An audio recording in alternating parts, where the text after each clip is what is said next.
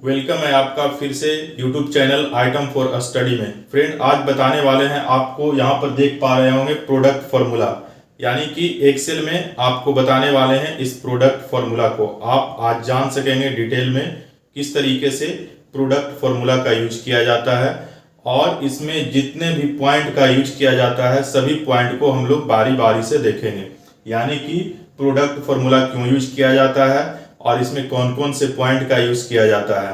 सबसे पहले ये जान लेते हैं कि ये प्रोडक्ट फार्मूला आखिर यूज किस लिए किया जाता है। तो प्रोडक्ट फार्मूला का हम लोग यूज करते हैं अगर दो नंबर को आपस में मल्टीप्लाई करना हो, यानी कि जब गुना करने का काम किया जाता है तो वैसे हाल में प्रोडक्ट नाम के फार्मूला का यूज किया जाता है। यानी कि इस फार्मूले से क्या होगा कि दो सेल में रखे गए नंबर, यहाँ पर जैसे देख रहे हैं सेल इसमें रखा गया नंबर 3 है और इसमें 1 है। ऐसे हाल में अगर आप दोनों नंबर को मल्टीप्लाई करवाना चाहते हैं तो वैसे हाल में प्रोडक्ट नाम के फॉर्मूले का यूज किया जाता है। तो चलिए देखते हैं किस तरीके से प्रोडक्ट फार्मूले का यूज करेंगे। हम लोग बोर्ड पर समझेंगे सभी टॉपिक को। देखिए यहाँ पर आपके सामने एक टेबल क्रिएट किया गया है, यानी कि इस बोर्ड के ऊपर आप एक टेबल को देख पा रहे हैं। इस टेबल के माध्यम से अभी आपको बताने वाले हैं इस प्रोडक्ट फार्मूले को। तो सबसे पहले इसमें प्रोडक्ट फार्मूले को यूज करने के लिए आपको एक्सेल सीट के ऊपर इस तरीके का एक टेबल बनाना काफी जरूरी है। जब तक इस टेबल को आप क्रिएट नहीं करते हैं तब तक आप इस फार्मूले को अप्लाई नहीं कर सकते हैं, इसलिए कि फार्मूले को अप्लाई करने के लिए आपके पास टेबल के ऊपर सेल में कुछ नंबर होना जरूरी है। तो खैर आप इस तरीके से एक टेबल को क्रिएट कर लीजिएगा।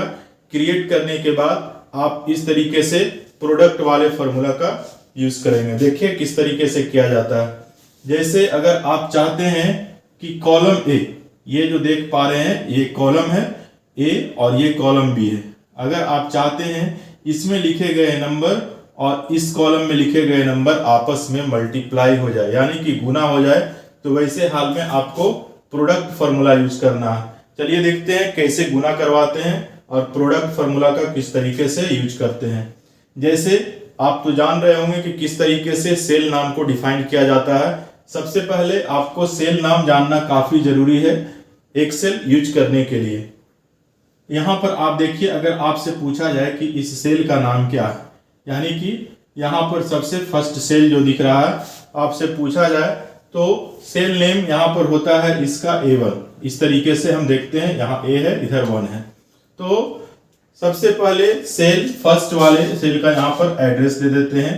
जैसे A1 अगर है तो A1, या फिर आप जिस भी सेल को मल्टीप्लाई करवाना चाहते हैं उसी सेल के एड्रेस को आपको उस जगह पर लिखना होगा।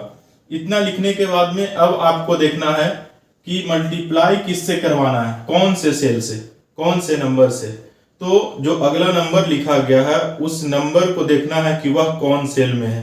तो जो दूसरा नंबर है वो कॉलम बी में है और सेल का नाम यहाँ पर B1 है, यानी कि A1 में लिखे गए सेल नंबर को और B1 में लिखे गए सेल नंबर को दोनों में आपस में मल्टीप्लाई करवाना है।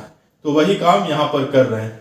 सबसे पहले आप प्रोडक्ट इस तरीके से लिखेंगे इक्वल दे करके, और उसके बाद पहले सेल का नाम यहाँ पर जैसे A1 लिखे हैं, उसके बाद फिर आपको यहाँ पर दूसरे सेल का नाम लिखना है।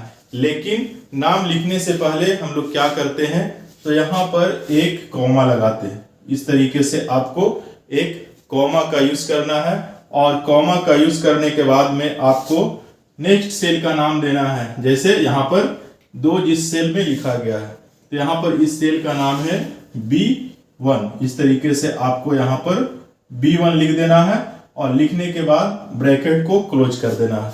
जैसे ही आप ब्रैकेट को क्लोज करते हैं, क्लोज करने के बाद आपको अपने कीबोर्ड से प्रेस करना है इंटर, यानी कि इंटर बटन को आप जैसे ही प्रेस करते हैं तो आपके सामने जो इसका रिजल्ट दिखेगा वो दोनों नंबर आपस में मल्टीप्लाई हो जाता है।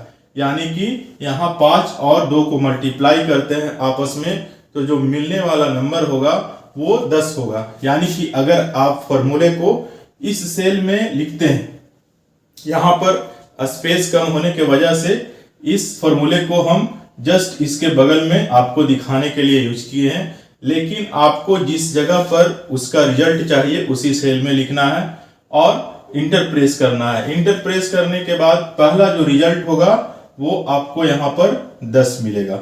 इस तरीके से आपके सामने 10 रिजल्ट मिल जाता है। अब इसमें सभी नंबर को मल्टीप्लाई करना है ये वाले नंबर से, यानी कि 3 से 1 में, 2 से 3 में, 4 से 2 में, 2 से 5 में और 1 से 2 में। तो वैसे हाल में अब बारी बारी से आपको फॉर्मूला अप्लाई नहीं करना है। अब आपको क्या करना है, डायरेक्टली आप इस सेल के ऊपर क्लिक कीजिए, यानी कि इस सेल के ऊपर जब आप क्लिक कर देते हैं तो ये सेल एक्टिव हो जाता है। जब ये सेल एक्टिव हो जाए तो वैसे हाल में आपको क्या करना है, अपने माउस पॉइंटर को इस कॉर्नर पर ले जाना है। यहां पर ले जाने के बाद इस तरीके से एक प्लस का सिंबल बनता है, पॉइंटर का सिंबल प्लस में कन्वर्ट हो जाता है। उसके बाद अपने माउस के लेफ्ट बटन को क्लिक करके और आपको ठीक नीचे की ओर ड्रैग करना है। इस तरीके से आप यहां तक आकर के और माउस को छोड़ देंगे। जैसे ही आप माउस को छोड़ते हैं आपके सामने आपका सभी रिजल्ट इस तरीके से सेल में मौजूद होगा। रिजल्ट क्या होगा, तो यहाँ 3 से 1 को मल्टीप्लाई करेगा तो आपका रिजल्ट 3 हो जाएगा। फिर 2 को 3 से करेगा तो फिर यहाँ पर जा करके आपको 6 मिल जाता है। फिर यहाँ पर 4 को 2 से करेगा, आपका रिजल्ट यहाँ पर 8 दिखेगा।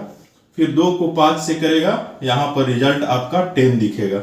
और 1 को 2 से करेगा तो इस यहाँ पर रिजल्ट आपका 2 दिखेगा। इस तरीके से ड्रैग एंड ड्रॉप करने के बाद आपका रिजल्ट शो हो जाता है। तो आप एक्सेल में इस टेबल को क्रिएट करने के बाद आप फॉर्मूला को अप्लाई कीजिए और अप्लाई करके देखिए कि किस तरीके से प्रोडक्ट फॉर्मूला काम करता है। उम्मीद है आपको यह फॉर्मूला अच्छा लगा होगा और अच्छे ढंग से समझ में आया होगा। अगर आप चैनल के ऊपर नए हैं, पहली बार विजिट कर रहे हैं, चैनल को अवश्य सब्सक्राइब करें और शेयर करें। Okay, thanks for watching my video. जय हिंद।